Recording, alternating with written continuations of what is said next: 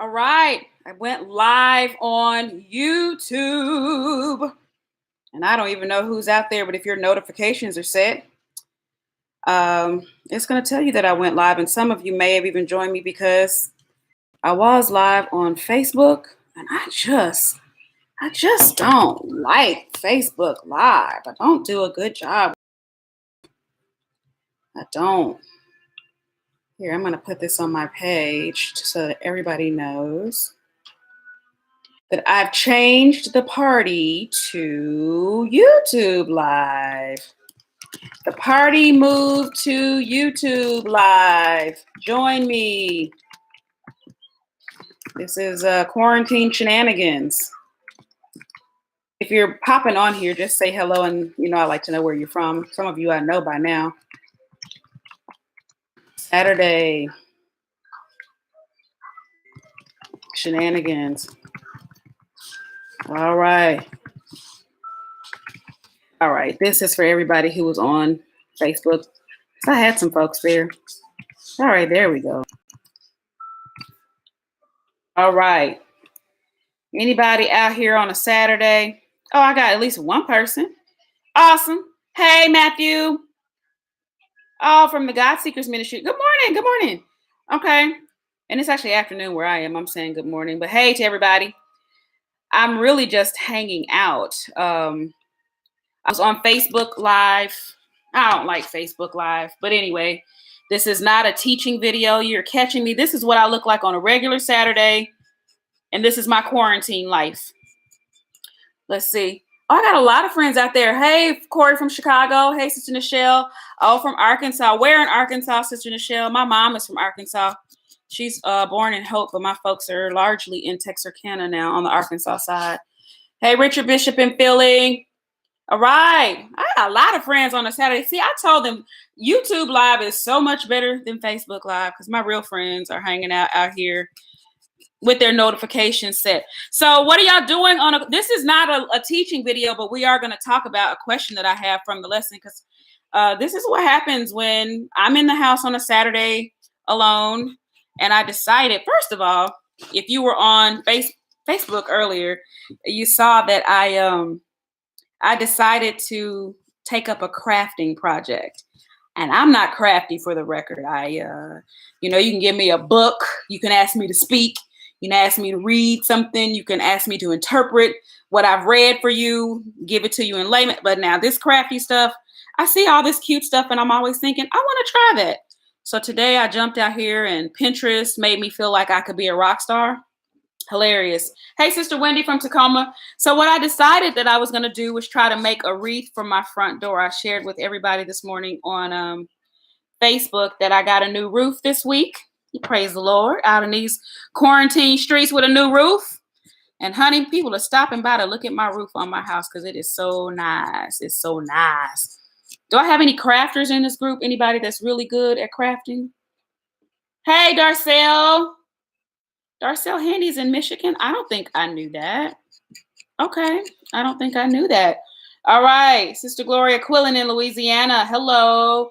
Okay, Sister Delilah, you're a quilter? Okay, so my grandmother was a quilter. Let me show you something else real fast. And Sister Tamala may get on here. I am not a quilter. I probably shouldn't even bring this over here near this paint. Let me stay far away. But a couple of weeks ago, I dropped off my old t-shirts to one of my TSSG friends. We actually met in a Wendy's parking lot. And I can't show the whole thing to you, but in like 24 hours, 48 hours, she made a quilt for me out of my old t-shirts. So I'm not a quilter, but I do like quilts. And I appreciate Sister Tamala Dow in Dallas who made that quilt for me. But this morning I decided I was going to make this wreath. And so when I went live, I had just gotten started, but I'm doing the burlap wreath. And I think I'm pretty proud of the progress made so far. When I started it, my mother told me, when we looked at the picture, she said, it looks too bunched up. So I literally had to do my first works over and I pulled everything out and redid it. And somewhere I know I have a gap. Oh, it's right here. I do kind of have a hole here, but that's kind of on purpose because what I'm working toward is being able to put that bow inside of there. But again, I'm bootlegging it my own way because I don't know how this works. Thank you, Beautiful and Brown, on using the super chat, and we're just hanging out. I love you for that. Thank you for that. Thank you so much. I appreciate you for supporting the ministry. So now what I'm doing is I am painting. So on my wreath, I'm going to use the word blessed.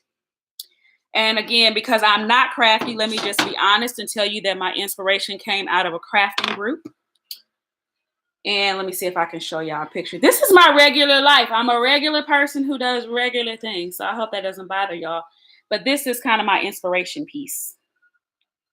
So it won't look exactly like hers, but I do have pink and green letters. I will show you my flowers, and then I'm going to stop because the fact that I'm moving stuff around and I keep telling you I'm not crafty, but here are my flowers.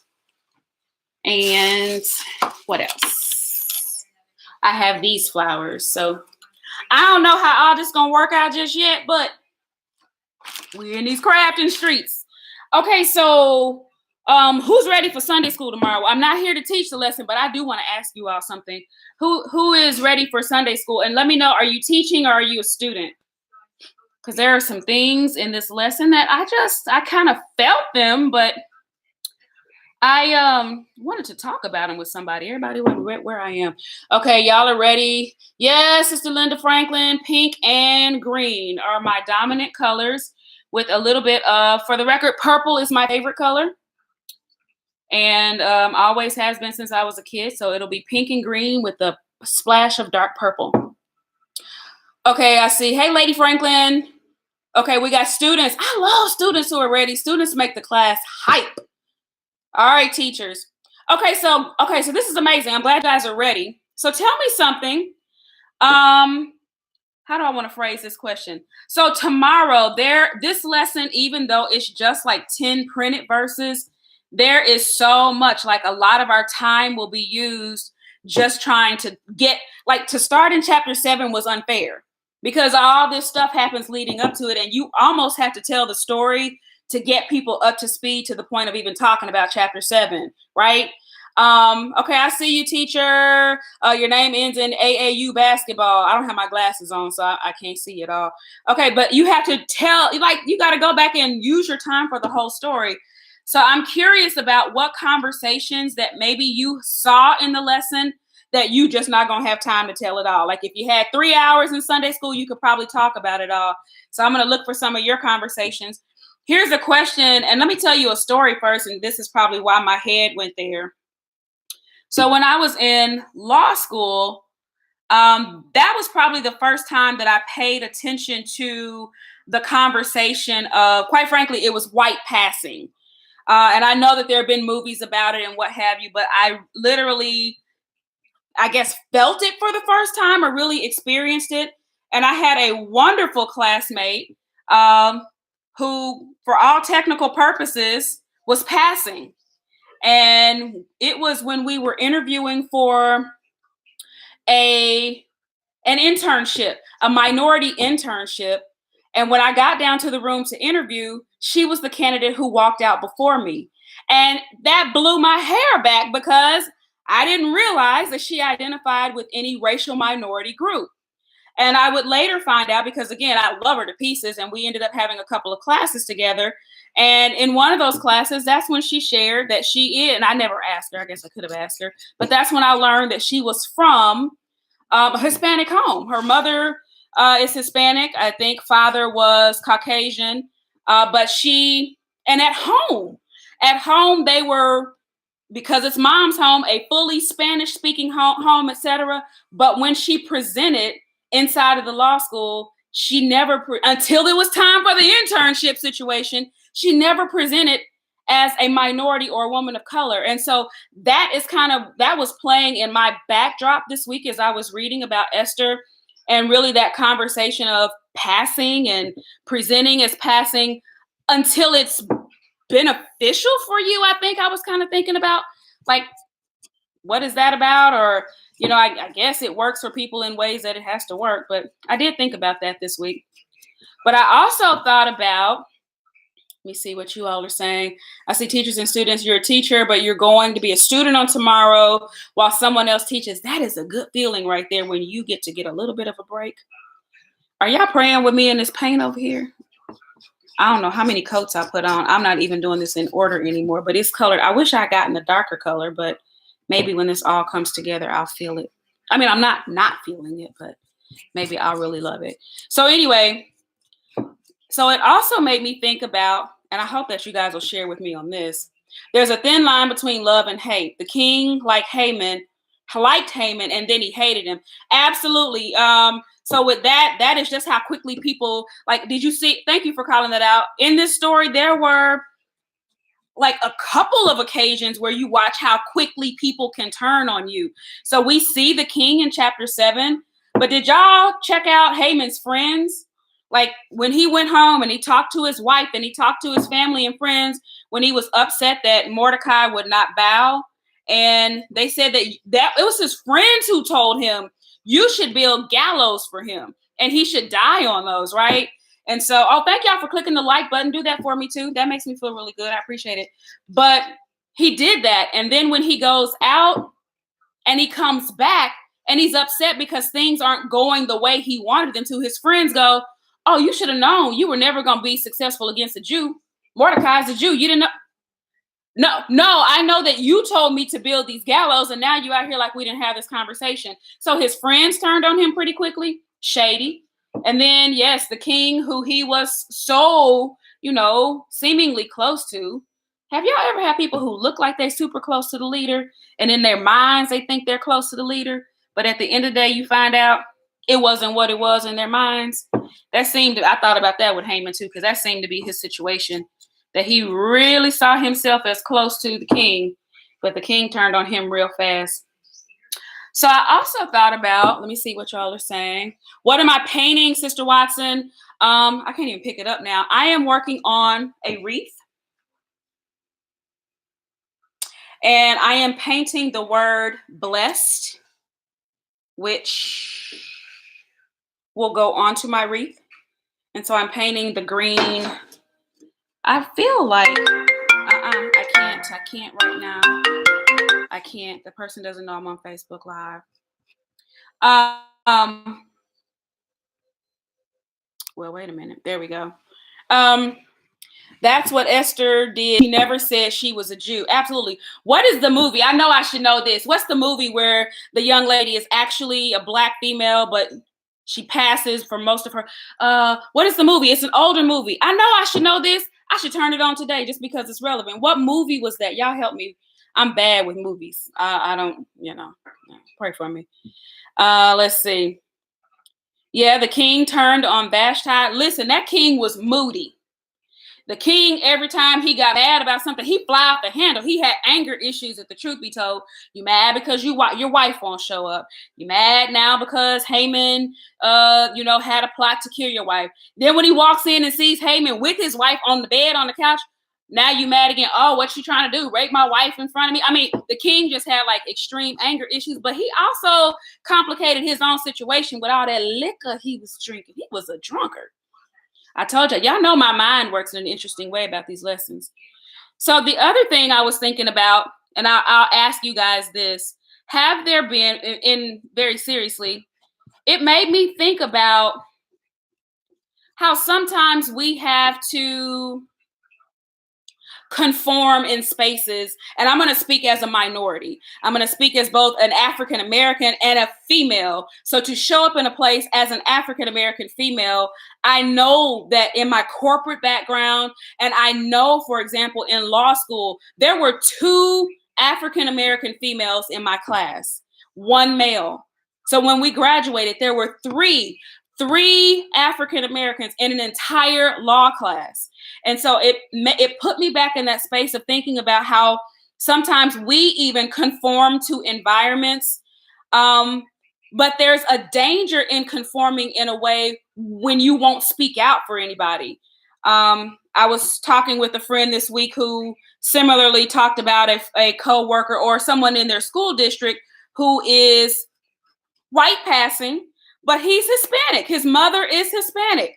And because he's rising and doing great things, one of the questions I ask is Is he ever sensitive to the needs of technically his people?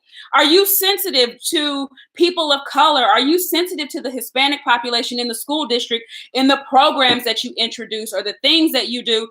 And largely, like, it is a shame when people use that passing privilege in a way that they don't speak for their people. So I did think about that as I was reading about Esther this week, because for a moment, even that's what Mordecai had to charge her up about. Like, we need you, and you should speak up for your people. But you know what? If you won't, he told her, don't worry about it, because somebody's going to speak up for us. But you never know why God allows you to be in a space. And that's what he said to her. You don't know. You may have been called for such a time as this. Oh, y'all gave me the movie Imitation of Life. Ah, yes. I'm going to put it on, because these Lifetime movies today are busted. Last week they were all, Clark Sisters and, faith-filled movies. This week it's all killers. I'm not trying to do all that, right? So yeah, I want to turn on Imitation of Life. But I did think about that. Yes, that was the movie Beautiful and Brown, but the name is Imitation of Life. We should all kind of turn that on. But I thought about, again, how we sometimes conform in spaces. A friend of mine and I were talking about it yesterday. To be honest, we have a couple of different ways we speak. We may not talk at the family reunion at the same way that we do in our day jobs. Different languages that we use sometimes just to get through that kind of what I'll call social acceptance piece. So I did think about that. What else did you all see in the lesson tomorrow that you're probably not going to have time to teach about, but maybe it was something that resonated with you in kind of the ways that I thought about the passing and privilege kind of thing?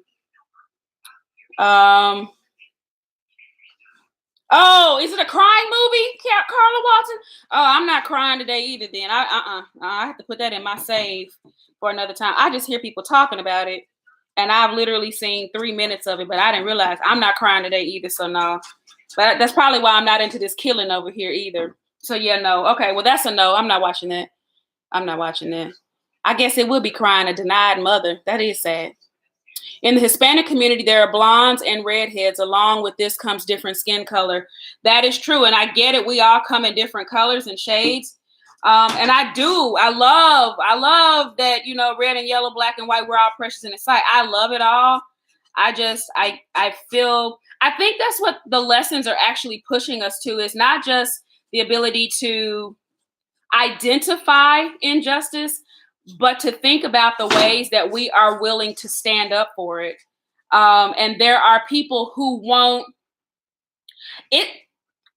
It's not even all skin color. I'll even go here. I thought about this week. There are people who will not stand up against things that are wrong because it in many ways jeopardizes their place of privilege. So it happens in our churches. There are people who won't stand up against church leadership when in some way it could jeopardize, like when to be silent preserves you, but it keeps people in danger. So that happens.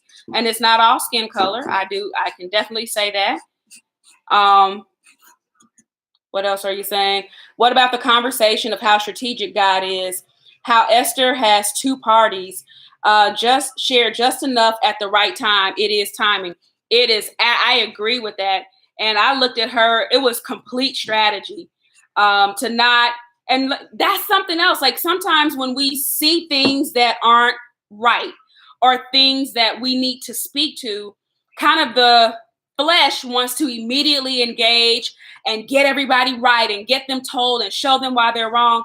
But Esther gives us a great example that sometimes you got to wait for the wisdom of the moment and the strategy and how God gives you to do it. And even though we don't see, the name God mentioned in the book of Esther, there is no doubt that, she waited and knew her timing and what to do. And that's something we have to work on, because again, we like immediate, we want everything fixed now, like right now, do it my way, satisfy me. But the fact that it doesn't happen in the first 5 minutes doesn't mean that a resolution of some sort isn't coming. So I think that that's huge too. I think that was huge. Let me see what else you said. Yes, Sister Sharika, we do have to pray before we speak. And a lot of us don't do that. So let me just be honest. Like, I had to get to that point of maturity because the me in me, like raw way now, is quick tongued And I've always sort of, as a young person, I'm not old now, don't let this gray hair fool you. But as a young person, I didn't contain that in the same ways that I do now. So we had a lesson a couple years ago on the power of life being in the life and death being in the tongue. And I was talking about the importance of words, and the visual demonstration I did was with toothpaste. And once you squeeze toothpaste out, you cannot put the toothpaste back in the tube. And I had to learn that with my words, because and I was never a cusser. I don't mean stuff like that. But I could get folks told, and you'd have to go get a dictionary to figure out what I said. But it was quick. It was in that moment. And it was intended to be hurtful. What I've learned and what I've matured to is you have to wait on God's timing to speak sometime. And when he gives it to you, he will give you the words. He'll give you what to say. And you put yourself in that lesser position where you have to go back and deal with stuff that you said or did that just wasn't the right way. I remember starting early in my first, I don't want to call my company's name, but one of my early assignments in the food service industry, I'll just put it that way. I know this is a silly story, but it explains what I'm talking about with this mouth of mine, or even the way that I would move. So I used to go out and do these computer installs. I work for the operations team, and I went out to like these other companies, and I would install computer equipment for them. And so there was one occasion that I went, and there were two ladies who basically couldn't work for 2 days because I was doing their install. They were told everything that they needed to have before I arrived. And when I got there, I was working on the install, and they didn't have something that I needed that they were supposed to have. And so it was something they could have run to like Radio Shack. And I just dated myself because I don't even think Radio Shack is still open. But it was something that they needed. And it just annoyed me that they were sitting there with their legs crossed, drinking extra coffee and eating donuts. And finally, I had to leave the job site, go get what I needed, and come back. And it was their stuff. And I was like, why couldn't one of you go and do this? Because you've been sitting here for a day and a half getting paid to do nothing.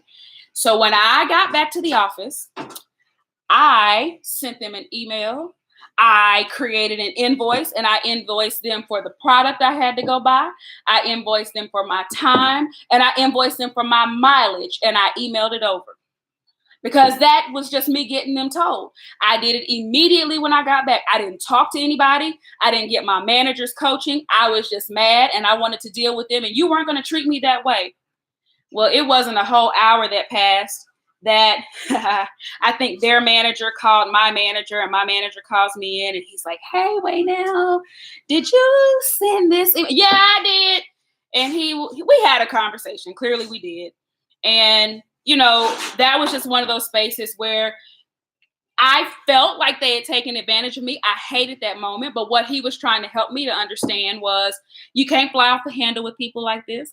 Like, you got a long way to go in this company. That is not who you want people to believe that you are. Sometimes you'll have these kind of crazy things that pop up, but it's a great chance for you to be seen as being a leader. But to me, because I didn't wait for timing and I didn't get any coaching or consult with anyone, I was flying off out of my feelings and my emotions. And so I said all that to say that that's been an area where I had to mature. And a lot of us are guilty of operating in the passion of the moment and not taking time to realize our words are important. And you don't get those moments back.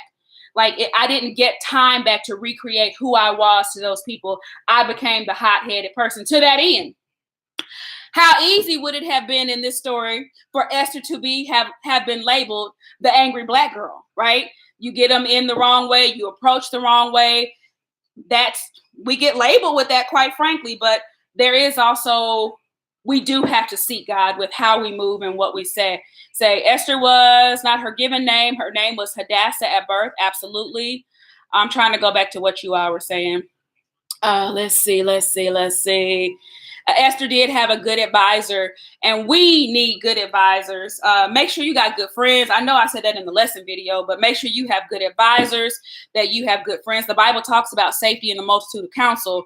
And so just make sure you have good counsel. Like, you don't need, I have friends I got a couple of friends who are, I call them kind of my folks that I talk to before I jump off the ledge. I have one friend, I'll be like, okay, listen, it's your chance to keep me from jumping off the ledge, but you need to know who's going to give you sage and seasoned advice when you need to talk about something, even when it's bothering you.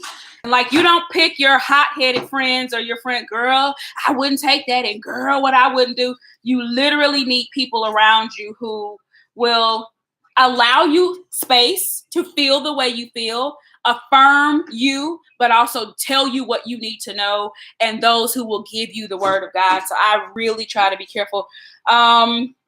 There are lessons in this, and yeah, comfort zones. It does happen a lot. Let me see. I'm trying not to get paint on the computer. Okay. Mordecai made the hush call. Wisdom predetermined. Okay, my computer's jumping now. It was good to see. Thank you. Good to see y'all on Facebook, Sister Veronica. I wasn't doing a good job on Facebook, so I came over here. My sister always uses the toothpaste analogy. Words are powerful. Absolutely. Brother John says, this lesson shows me that God will always take care of his people no matter what, no matter how evil tries to prevail. Absolutely. I actually mentioned that too in the video, because we don't see the name God, but we see his people. And it is just one of those times where even now we have to be reminded that no matter what kind of craziness goes on, that God has made covenant with his people, and he's always, looking out for us. He's always watching for us, and he's always prepared to act on our behalf and show his love for us. I think that that's huge too. We really want to be led to make a difference. I agree with that. So, Sister Elaine, when I did the kids video, that was one of the things that I called out with the kids, is that everybody should know that we have an opportunity to make a difference. And it doesn't matter that we are, Esther was young. Esther was a minority. Esther was a female. And there are all sorts of reasons sometimes that we talk ourselves out of being the one who can make a difference. But God can use us. And it is really about staying prayerful and listening and looking for those opportunities for us to be a difference. I think that this season is like a huge space where we can make a difference as individuals. I have loved, in fact, I told a couple of pastors, sometimes small churches, medium-sized churches, they get a bad rap. Everybody kind of, and no shade. I mean, if you're part of a mega church, I love it. I have a couple that I favor, but I know that this is a huge season for pastors in small and medium-sized churches, because they are serving people in a way so personally right now that I'm just telling you, it's difference making. I'm seeing it happen. And so absolutely, we all have this chance to be difference makers. And it doesn't matter what your background or what your age is, you can definitely be a difference maker. Somebody's hollering, Oprah, how funny. Somebody either knows that was my nickname in high school or college or something like that. We are workers under construction. Absolutely. So, yeah. So figure out, I think we should all be challenged to think about how we can stand up and how we can make a difference, and really hurdling excuses. And sometimes we need people to help us hurdle excuses. We'll sell ourselves out of being able to do. But there's so much that we can contribute. I don't know if I needed to paint all in the middle of here. I told y'all I wasn't crafty. But y'all are going to be proud of me when this is over. I promise it is. I promise it is. And I think, again, just thinking about your communication strategy. I remember, don't y'all remember when Michelle Obama got to the White House? And the first thing the media and others were trying to do was figure out how they could get a label on her. But she didn't even fall into that, getting labeled as the angry Black woman. Y'all, no, they were not going to get a chance to do that. And just watching the way she moves and expresses herself. And you know what? Avoiding the angry Black woman label is not about just taking stuff rolling over. But I do believe that when you open yourself to it, that God gives you how to communicate. And that was another thing. Women in ministry. women in ministry. Now, I may get in trouble here, but I get it. A lot of us, I know I come from an organization that is largely male dominated. That's okay. It is what it is. But it doesn't mean that women are silenced and don't get opportunities. But I guess part of my way that I kind of operate comes from even being in my home. Like I learned early on, I could say anything I wanted to my dad. I could ask him for anything in the world. There was just a way to do that. And so I think that as we move inside of organizations, be they religious, be they our corporate jobs or whatever it is that you do, it's getting what you want is often a matter of your approach. I can put it that way. Getting what you want is quite often going to be a matter of your approach. And so God is still working on us. Let me see here. Criticism for help with strength. With growth, to work with love. I see you. Maturity comes with God's timing. It's important to share your hangups. I agree with that. And I just try to keep a safe environment where I can share, where I need help in certain things. And again, where people are honest back with you. I love the fact that, did y'all see that adoption story in the lesson this week? If you have people who are considering adoption or foster situations, these are, that's exactly what Mordecai was to his cousin Esther. He's a foster cousin. He's an adoption story. I love that because in the community, y'all know, we don't often let our babies get away. Somebody's going to take them. Now, the grandmama may take them, and aunt or uncle may take them, but we try. If we know about it, that's one thing. I was going to adopt a baby several years ago. I wanted to do that. I thought I'd be a pretty good mother. I did.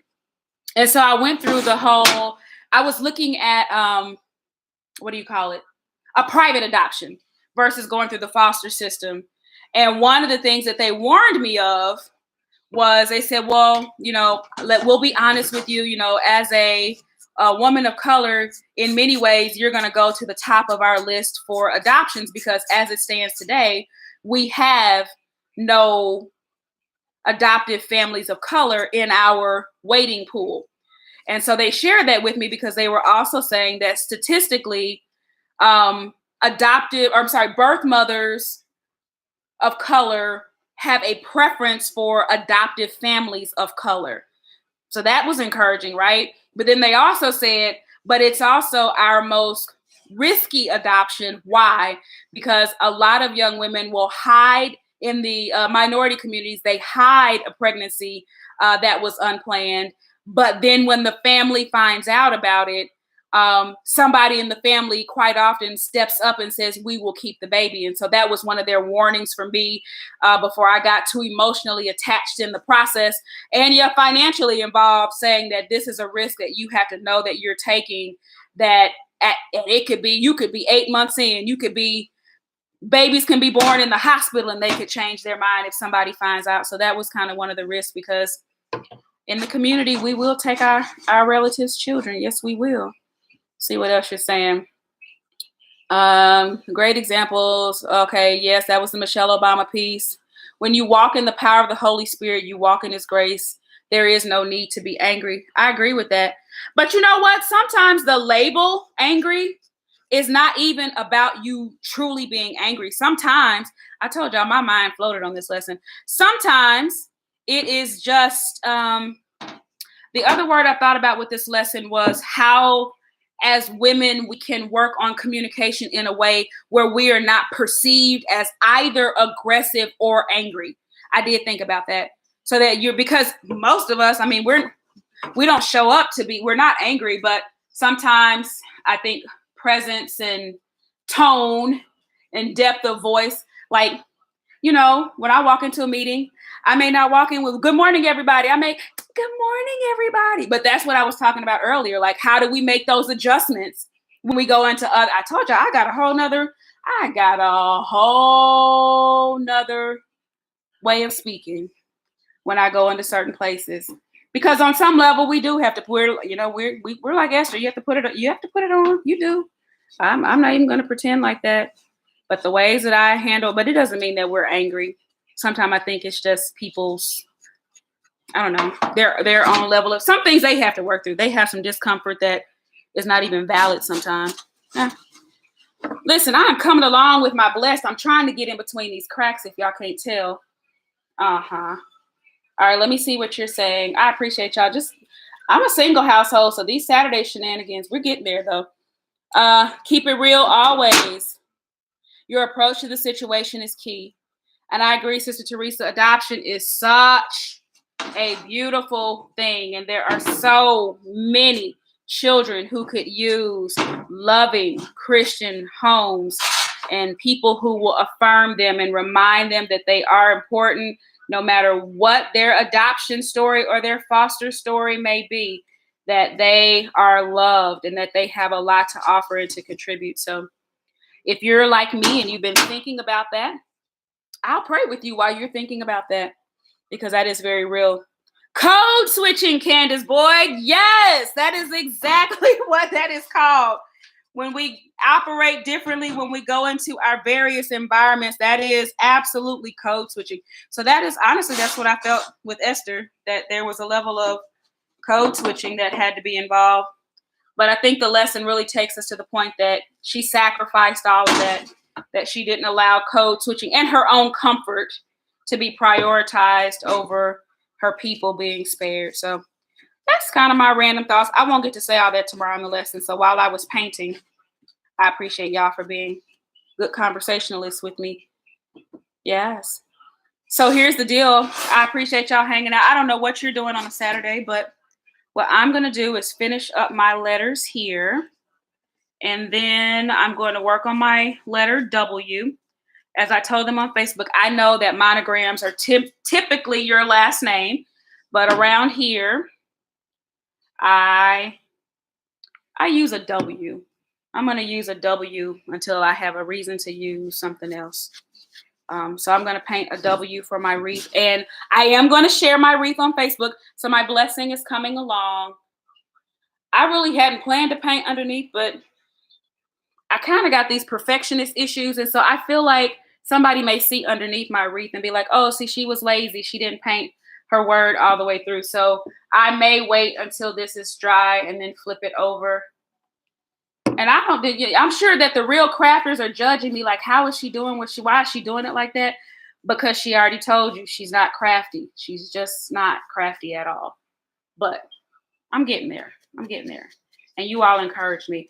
All right, well, look on Facebook later on for my finished product. I want y'all to be proud of me. I do. Okay. I think I'm just at this point. I think I'm just being me. All right, well, y'all go out. Any other things that y'all wanted to discuss from the lesson today that you're not going to get a chance to talk about tomorrow? Esther plan to work to save her people. You can't tell everyone your plan. That's true. She did not disclose her plan to everybody. I've learned that they will stop your blessing for you and others assigned to you. Absolutely. Do not tell all your business. Sometimes God gives us stuff to do, and he just wants us to be obedient. Folks just always, they need too many people co-signing what they're doing and trying to get credit for it. Do what God told you to do. Follow his plan. That is the plan. What are you going to do? Whatever God tells me to do. I've been telling folks that in this, even in this pandemic, what do you, you know, honestly, yesterday morning, I already knew the Lord was telling me. I was saying that, Lord, I don't want to go anywhere, but I know I needed to replace a few things with all of my essential items in here. And I know that by the afternoon, they were announcing plans to reopen the state of Texas. Let me tell you who is not going to be out there in those streets when they reopen Texas in the next week. This girl, I'm going to be right here at this house. So, yeah, but then you don't tell everybody your plan. Sometimes people sometimes don't even want your plan to succeed. They don't want you to win. They want to be the ones that are winning. And sometimes people want to control outcomes. And so when they know that you're moving in a certain way, they will try to intercept that moment because they already see that something is coming out that they look at here. I'm gonna have green hair. No green hair. They already see something coming out of there that they can't control, and that's real. My daughter has 2 when her salon was God blessed her with a beautiful an adoption story. And then she was blessed with a baby girl. The joy for me is seeing how caring and protective. Oh, that's sweet. Okay, let's see. God's hardening of Vashti's heart made way for Queen Esther. He did. He did. Man, I know her heart was hard, but woo! I don't know. I mean, I realized she was the queen and she had to do what he said, but I'm just trying to imagine 7 men coming for me. Hey, he said, come here. What? I mean, that was real. And I know she had to obey because she was the queen, but oh, Lord. It was in the middle of her party. I mean, would he have called for her like that if he hadn't been slightly inebriated? I'm just asking. I don't know.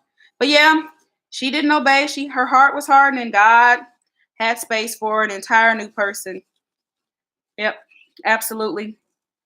And how true that Esther could come from basically a nobody background. Like, that's huge for me too, that you can be an absolute nobody in everybody else's eyes, to be a little Jewish girl, to be from the minority community, and then to rise to be the queen, and then to become a heroine, a shero. She was a shero.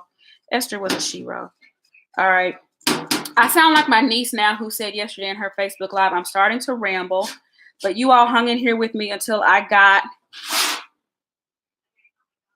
just about every corner in this screen taken care of. I'm going to look down and see what you're saying in just a second. I'm not showing you how to do this because, I'm making it up myself. So, you know what? Maybe this quarantine, like, I don't know what you're trying that you've never tried before. Oh, nobody told me about that spot on the end. But yeah, try something. This is kind of therapeutic for me today. I decided, I told somebody yesterday, Saturdays are my only day right now that I am not committed to something.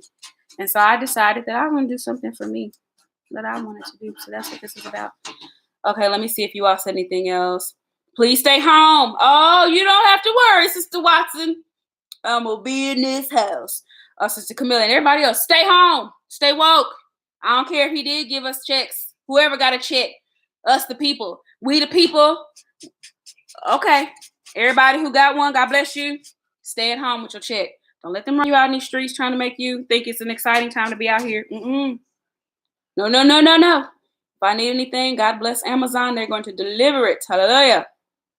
My daughter has heart troubles, but God is seen in the heart of love that she had for her children. God does see the heart of women, absolutely, who desire and want children and want to be mothers. If he brings us into it, he will bring us through it. I love that.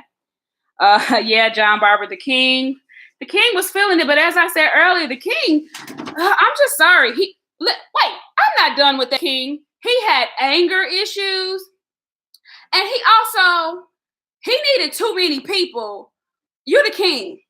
Make some decisions. The stuff he was even deciding to do, even when so you mad, but you need me to tell you how to execute the fact that you mad. You need to talk to me about what your options. You are the king and you're mad, and now you need counsel of people to find out what your legal options are with this queen of yours. You need too many people participating. It was always somebody, everything the king did in this story, somebody was telling him what to do. That kind of bothered me. That bothered me a little bit. He needed a whole lot of being told what to do. It's a whole lot of people, not the king, telling the king what to do. I mean, I wasn't dissatisfied that Haman died on the gallows that he prepared for Mordecai, but that wasn't even the king's bright idea. That was a eunuch's idea. You let the eunuch tell you what to do? It's too much. So I felt like the king. I had other issues with the king. I really did. Y'all know my mind is special as it relates to reading the scripture. You know it is. If you didn't know, welcome. Now you know. Okay, now I got this space down here that just refuses to accept this paint. Get in there. Get in there. So yeah. And then I told you I felt like the king was hot-headed. He was moody and temperamental. I won't say that. I won't say this next part. I'm just going to say the king was a moody and temperamental man. I'm just going to say that. I'm done with that. Yeah, okay, let's see. Her story is similar to Christ's story. They did not know who Christ was. Hey, Sister Evelyn, I know you are almost ready, and tomorrow will be a great day. Esther had a purpose to fulfill like Christ. Absolutely. I agree with that, Sister Veronica. And we all have a purpose and a destiny that is to be fulfilled. And I just agree that it's about being available and obedient and in the right places to hear and do what it is God is requiring for you to do. It's about me being here with this green paint. I told y'all this is why I don't do crafts. I get a little impatient. That's the word. And I'm so ready for this green paint to be done. But now I got to get in here on this underside. All right, listen, I'm going to get out of y'all's hair. You were chosen to lead. Uh-huh. Ha! Sister Latasha, this is Corona crafting, quarantine crafts. I won't ever forget this one. It is quarantine crafting. Brother Kenneth says that he was more of a puppet than a leader. I don't really disagree with that. I kind of want to know who's in charge here. Who's running this camp? The eunuchs? I'm just asking questions. The attorneys? What's going on? I like attorneys too. They're nice people, but yeah. All right. So anyway, y'all just watch for my little post. If you haven't already subscribed to this channel, go ahead and hit that subscribe button. Hit that like button before you leave. I hope that y'all had a good time quarantine crafting with me. And look for, if you're on Instagram or on Facebook, honey, by the end of the day, we had to preach my stuff earlier. It was an ugly situation with that. Oh, I didn't show. If you missed my wreath earlier, this is what we're working on. My wreath is in play. I did all that myself. And we talked about all kinds of things, even the fact that the back is ugly, but the front is trying to produce something beautiful. So, beautiful things come out of ugly backgrounds. They receive. Look at that. We preaching crafts now. So look for it on Facebook. And for those of you who don't have class tomorrow at your church, I hope that you will join me back here, just like we're on here now with Facebook Live. I promise to be much more formal and be a real teacher tomorrow. But we'll have a good time. That's happening here at 10 a.m. Central Standard Time.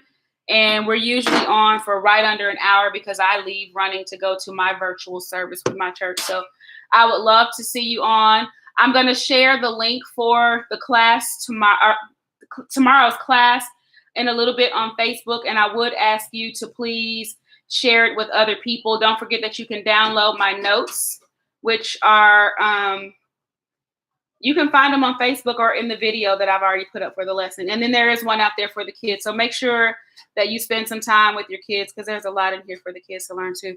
All right. I'm out. Y'all go have a good rest of your Saturday, and I look forward to showing you my crafty item when I get done. Talk to y'all later. Bye.